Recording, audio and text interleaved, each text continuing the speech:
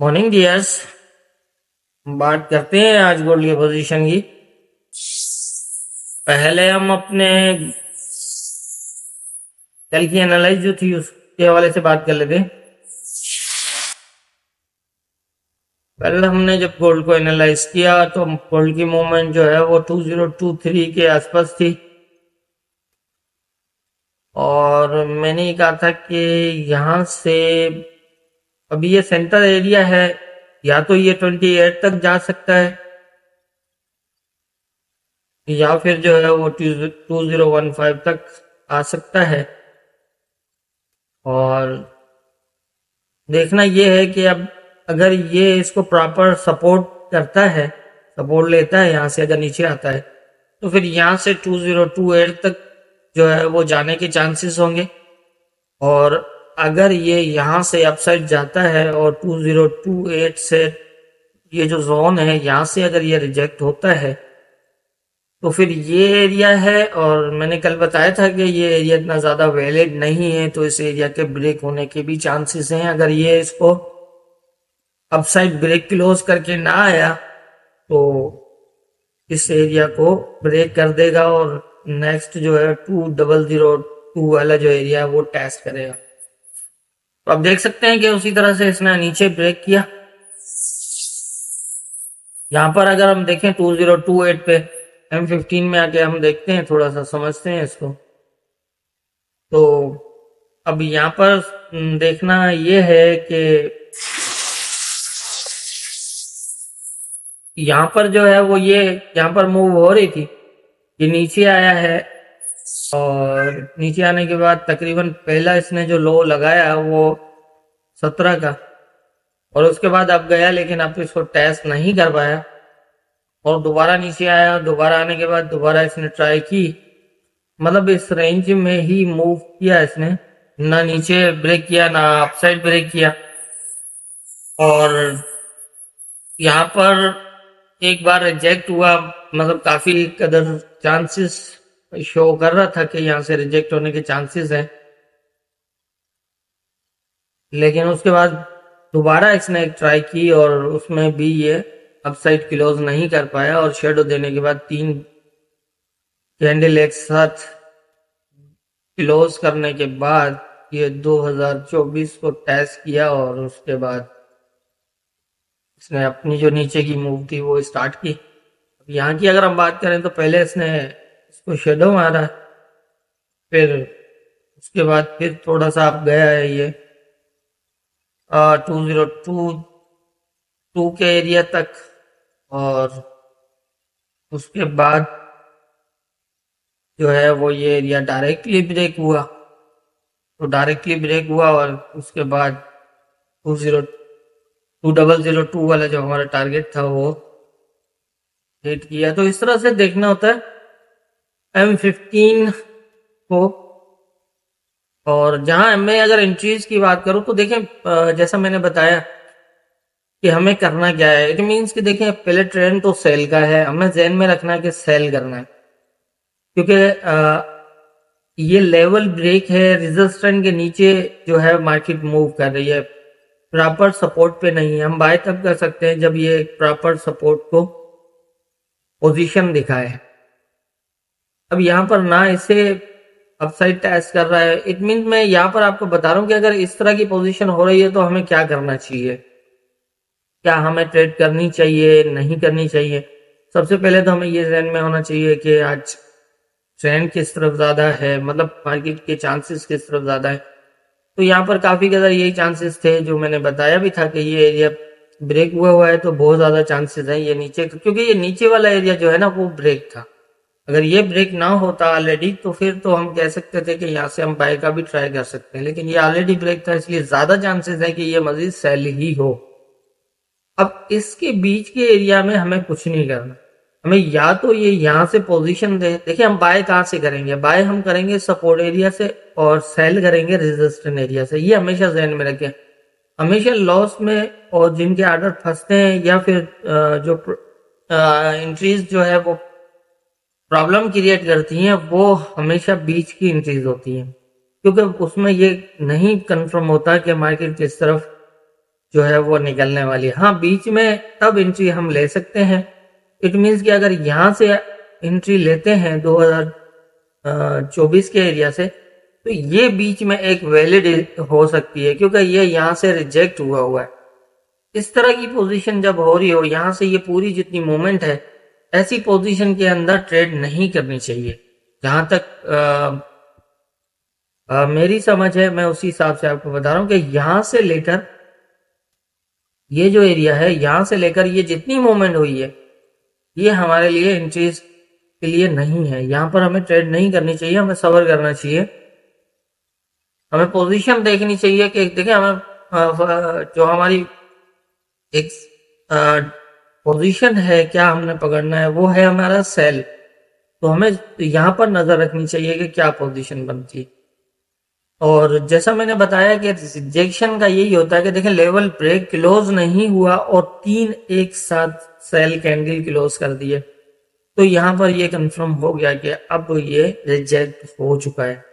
ये यहाँ पर इसने 4-5 सेल कैंडल क्लोज की है, लेकिन इसने कोई एरिया टैच नहीं किया। यहाँ पर टैच किया तो एक सेल एक बाय, एक सेल एक बाय, 2 बाय, मतलब यहाँ अभी शो नहीं कर रही है रिजेक्शन। लेकिन ये प्रॉपर जो रिजेक्शन हुई है वो इसकी यहाँ पर हुई है। ये जो 3 कैंडल एक साथ क्लोज हुए हैं M15 के, बिना ब्रेक क्लोज किए, ये भी ध्यान में रखना है। ऐसा नहीं है कि अगर ये इसको ब्रेक क्लोज करता है और फिर 3 कैंडल क्लोज करता है तो इट मीन्स फिर ये यहाँ से दोबारा बुलिश हो सकता है। यहाँ तक आने के चांसेस होंगे, लेकिन यहाँ से जो है वो बुलिश हो सकता है। तो फिर हमें कोशिश करनी चाहिए कि हमें जो है वो सेल करना चाहिए या नहीं करना चाहिए। मेरा ख्याल है कि नहीं करना चाहिए, क्योंकि इस एरिया से 90% चांसेस होंगे इससे या फिर इससे अप एरिया से ये कहीं से भी जो है वो दोबारा बुलिश हो जाए। तो इसलिए बेहतर है कि हमें ये देखना चाहिए। लेकिन अगर इसको ब्रेक नहीं करता, जिस तरह इसने नहीं किया है, और फिर इसने 3 सेल कैंडल क्लोज किया, तो इट मीन्स अब इसके पास ये तो ऑलरेडी ब्रेक था, ये तो वैलिड था ही नहीं। लेकिन हमने देखना जरूर है। आप देखें ना कितनी फास्ट मूव के साथ इसको ब्रेक क्लोज किया, तो ये ऑलरेडी ब्रेक था, इसलिए सीधा सीधा यहाँ तक आ गया। तो इस तरह से अगर हमारी एंट्री 2024 से सेल बनती है और हम अगर 2002 तक होल्ड करते हैं, तो आप देखें कि 220 टिप्स की ट्रेड है ये। अब मेरा ख्याल है कि कोई मामूली ट्रेड नहीं होगी ये। जिन्होंने जो प्रॉपर एक टिप्स को समझते हैं और ट्रेडिंग को समझते हैं, होल्ड ट्रेड करते हैं, उनको ये चीज बहुत बेहतर समझ आती है कि 220 पे एक दिन में ट्रेड करना बहुत बड़ी बात है। तो इस तरह से हमें ये चीजें देखनी चाहिए। अगर रिजेक्शन, असल में हमारी कंफ्यूजन जो रहती है वो रिजेक्शन की ही रहती है, तो उसके लिए भी एक बहुत बड़ा आसान तरीका यही है। अब देखें, एक चीज ये भी है, M13 में भी अगर देखेंगे ना, 2 कैंडल एक साथ क्लोज, प्रॉपर टेस्टेड 2 कैंडल एक साथ क्लोज, मतलब ये भी एक बहुत बड़ी रिजेक्शन इंडिकेशन है। ब्रेक नहीं किया, 2 सेल कैंडल क्लोज करती है। अब यहाँ पर देखें आप, ये एक नीचे और 2 दूसरे में देखें, एक यहाँ पर बाय, फिर एक सेल, फिर 2 बाय, मतलब ये है कि ये अभी भी रिजेक्ट नहीं हो रहा। ये हो सकता है कि ऊपर कहीं जाए, जो मैंने बताया था 35 तक का एरिया, तो ये वही उसको टेस्ट करने की इसने ट्राई की, लेकिन ये कि 33 से फिर यहाँ से रिजेक्ट हुआ। और ये देखें 1 2 3 और 4 कैंडल एक साथ रिजेक्शन मतलब शो कर रहे हैं, तो उसी हवाले से फिर आया। लेकिन ऐसी पोजीशन में, जैसा मैंने यहाँ पहले बताया 15 मिनट में, इसी तरह से देखें कि ये एरिया इसने ब्रेक किया और क्लोज किया ना, तो आप देखें कि ये यहाँ तक ही आया, इससे ज्यादा नीचे नहीं गया और यहाँ से दोबारा बुलिश हो गया। तो ऐसा जो है वो होता है हमारे लेवल्स के ऊपर। तो आप इस तरह से जो है वो लेवल को अच्छे से मॉनिटर कर सकते हैं। तो ये थी हमारी कल की एनालाइज। मैं कोशिश कर रहा हूँ बेहतर से बेहतर तरीके से आपको लेवल्स के ऊपर मार्केट को फॉलो करना, और लेवल्स एक्यूरेसी तो आपके सामने, लेवल्स की कितना काम करते हैं वो आप खुद देख सकते हैं। बस यही है कि आप बेहतर से बेहतर तरीके से जो है ना वो लेवल्स के ऊपर मार्केट को फॉलो करना समझते हैं। मेरी पूरी पूरी कोशिश है कि हर तरह से जितना भी हो सकता है मैं आपको जो है वो गाइड करूंगा। बाकी ये है कि यकीनन जो है वो जाहिर है आपको, आपके अकाउंट के अंदर सबकी अपनी मेहनत का पैसा है, और मेरा यही मानना है कि आपके जो अकाउंट के अंदर आपकी मेहनत का पैसा है और उस पर सिर्फ आपका ही हक है कि उसका इस्तेमाल आप कैसे करते हैं। हम जैसे बताने वालों के जो है वो कहने से या उनके कहने से आप अपना पैसा रिस्क पे लगाएं, उससे बहुत बेहतर है कि आप खुद समझें कि हम कर क्या रहे हैं। और जितनी अहमियत आपको आपके अकाउंट की, आपके पैसे की, उसमें लगे हुए इन्वेस्टमेंट की, जो बैलेंस है इक्विटी की, ये सारी जितनी आपको खुद एहसास होगा उसका, उतना किसी और को, मुझे भी नहीं होगा। क्या मतलब, मैं आपको जनरली बात बता रहा हूँ, मैं अपनी तरफ से पूरी कोशिश करता हूँ, लेकिन फिर भी मैं आपको बता रहा हूँ कि जो आपके अकाउंट के अंदर बैलेंस है उसका सबसे ज्यादा एहसास आपको खुद को होगा, इतना किसी और को हो ही नहीं सकता। इसलिए आपको पता होना चाहिए कि आपके अकाउंट के अंदर पड़ा हुआ बैलेंस आप किस तरह से यूज कर रहे हैं, वो आपको पता होना चाहिए। मेरा मकसद आप सबको गाइड करना, सिखाना, समझाना, और यहाँ तक ये, इससे ज्यादा मेरा कुछ भी नहीं है। अगर आप लर्निंग करना चाहते हैं, हमारा मेथड आप सब जानते हैं कि हमारा मेथड एक अलग, मेरा अपना रिसर्च मेथड है। आप इस बेस पे लर्निंग करना चाहते हैं, इस मेथड को समझना चाहते हैं, तो आप लर्निंग बेस्ड वीडियोस हमारे इसी चैनल के अंदर पड़ी हुई हैं, उनको देख के आप अच्छे से सीख सकते हैं। और किसी किस्म की कंफ्यूजन हो, डिस्क्रिप्शन में मेरा व्हाट्सअप नंबर भी मौजूद है, आप मेरे साथ कांटेक्ट कर सकते हैं। मेरी जितनी भी समझ है, मैं पूरी कोशिश करूंगा कि आप सबको बेहतर से बेहतर गाइड करूं, लेकिन यकीनन मेहनत आपको खुद करनी पड़ेगी। आप अंदाजा लगाएं कि एक बंदा रिसर्च कर सकता है, तो सिखाने वाला अगर कोई किसी के पास हो तो वो उसको सीखने में मुझे नहीं लगता कि कुछ ज्यादा परेशानी होगी।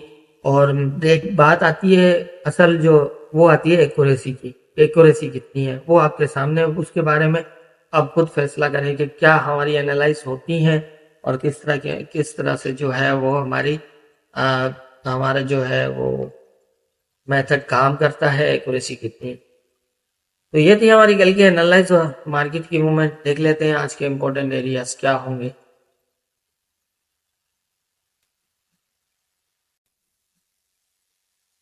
आज के इंपॉर्टेंट एरियाज के हवाले से अगर हम बात करें तो 2028 से लेकर 2032 जो है वो मेजर रेजिस्टेंस, और ये जो नीचे है 1991 से लेकर 1987 तक का एरिया है।